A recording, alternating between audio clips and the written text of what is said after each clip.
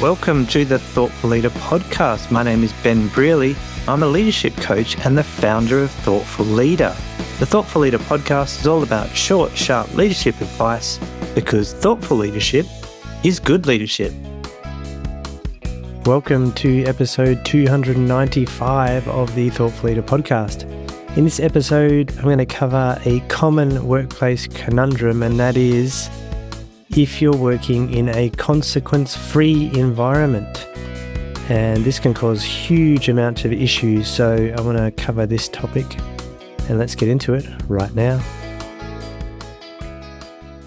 One of the common things I hear in training courses or when I talk to leaders in general when I'm out and about is, I've got a problem with this team member, they're not motivated, they're not performing, they're having behaviour issues in the team, all these sorts of things. And I was in a training course recently where someone was talking about an example that was similar to that. And they say, look, I've tried everything. Given them extra training to improve their skills. They've buddied them up with someone more senior in the team so they can be mentored by that person. They've given them feedback so they know how they're performing. And nothing's working, right? Their behavior's not changing and the quality of the work wasn't improving. Now, this is a common thing that I hear, and there's a glaring thing missing from this scenario.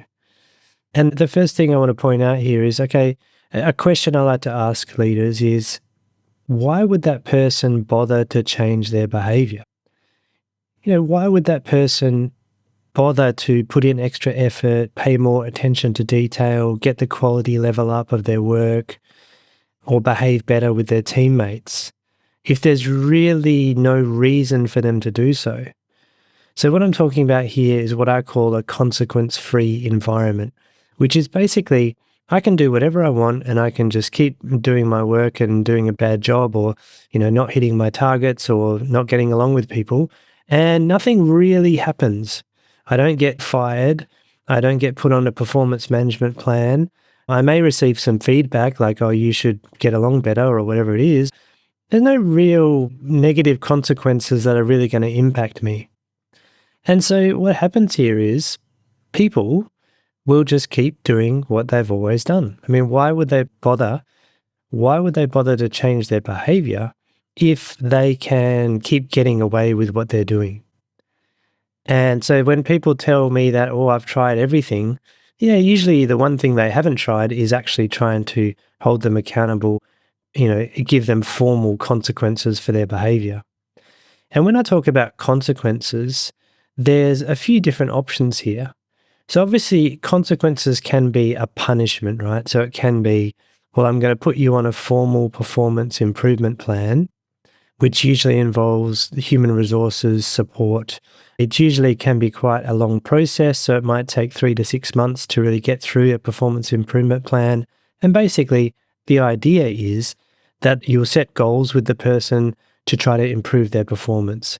And you'll have frequent meetings, and often HR is involved in these sort of meetings. And you have to document everything, making sure that you've told the team member the right things. And so you're collecting the evidence for that. Now, often this sort of process is used to exit people out of companies because they've got a performance issue and they think they won't be able to do the job. But in reality, it should be used as a way to improve their performance so that they can stay in the organization, do a good job, and, contribute to the team effectively.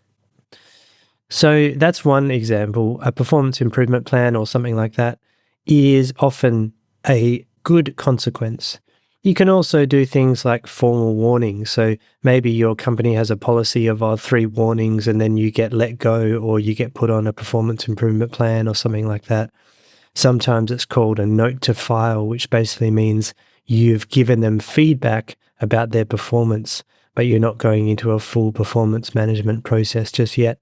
So all these things act as consequences. And you can also say that giving feedback is a consequence as well. So sitting them down and telling them what you expect of them and that their performance is not good enough or their behavior, whatever it is, that is a form of a consequence as well.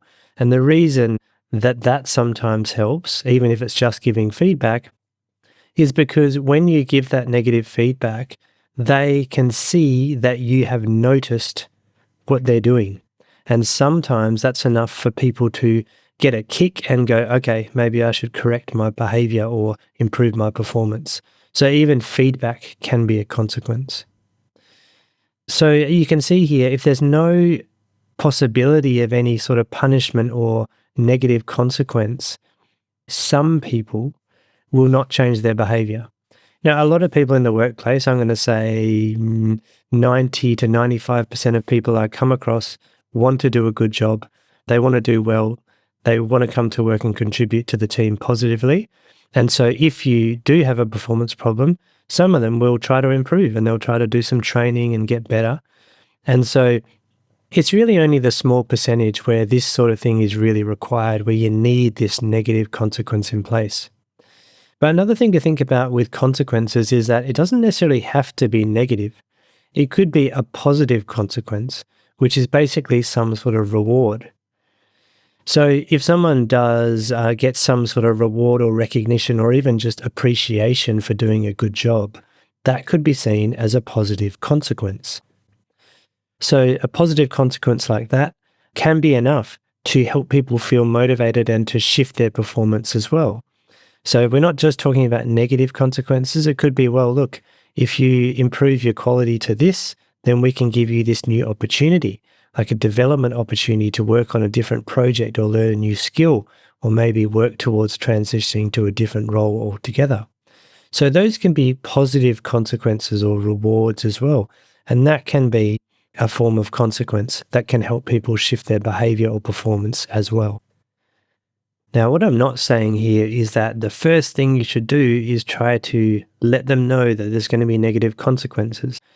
I actually believe that the default approach should be to support the person and try to do what you can to improve their performance or help them improve.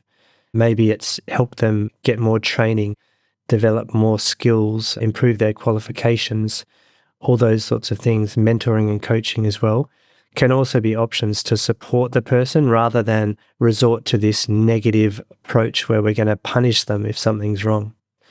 And I think a lot of thoughtful leaders are in this mode as well. They like to default to going, well, I believe this person is a good person.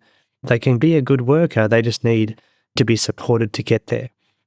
So I'm a big fan of that approach. I think we should default to believing that people are capable and that they come to work wanting to do a good job, but there's barriers in the way. There's something stopping them. So our job as leaders is to remove those barriers or provide the support required to overcome the issues. So having said that, if you've tried the default approach, which is to be very supportive, and that's not working, there needs to be these consequences in place in the workplace.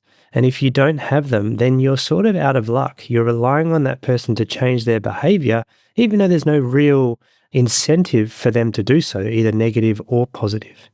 So it's really worth thinking about that. If you're having a performance problem and it's ongoing, a lot of leaders actually that I talk to, they don't like the performance management process. And I can understand why. You have to talk to HR, you have to involve them in the process, you have to document a lot of things, you have to spend a lot of time in formal performance meetings with the employee and with HR as well. And so it's a time-consuming process, it's unpleasant for everybody, and a lot of leaders will tell me, well, it's not worth my time. It actually takes me so much time to manage this person in a formal way that I'd rather be doing something else. It's not worth it. So then, if that's the case and you're thinking, well, it's too arduous to try to go through the formal performance management route, then I would think you're really making a decision there, aren't you? So you've got to make that decision. Are you willing to put up with this behavior or performance? If you are, then at least consciously you make that call. And if you're not, then that's when you really have no choice. You have to go through more formal consequences. Because you can be assured, right, when someone is causing issues in a team or in a workplace for a long time and it never is fixed, never resolved, you can guarantee that at some point, someone has either consciously or unconsciously decided that they are willing to put up with this thing, put up with this behavior, put up with this performance because they'd rather put up with the negative performance or behavior than have a hard conversation or put in the effort required to actually get this person out of the organization. And don't get me wrong, it takes courage to go through these sort of processes. It can feel unpleasant. It can feel like you're being mean to the person. You maybe feel like you're hurting that person. But another way to think about this is to reframe as well. Reframing is a very useful tool, and I've talked about it before. When you think, oh, maybe, I don't want to hurt that person by giving them bad feedback or putting them in a formal performance improvement plan. Well, you think about it, are you actually doing them a disservice by not managing this behavior? Because you're allowing them to continue with this poor standard and they're not learning or improving. So actually you're doing them a disservice. Another way to think about it is, well, if I'm not punishing this behavior or addressing it, then what is the other people in my team thinking?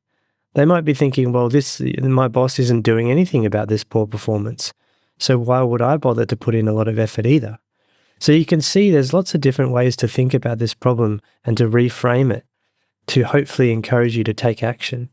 And as a thoughtful leader, it's likely that you don't want to be negative. You don't want to punish people. And who does, right? It's not a pleasant thing to be doing.